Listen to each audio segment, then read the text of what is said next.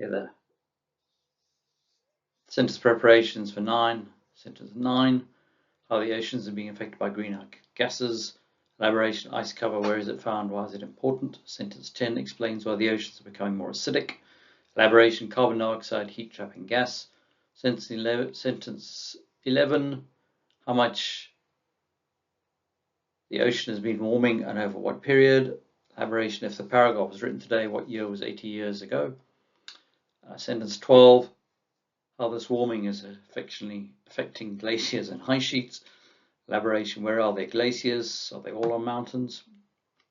Sentence 13, this is why the sea is rising at a faster rate. Elaboration, what effects will that have on life? Can that be, what can be done?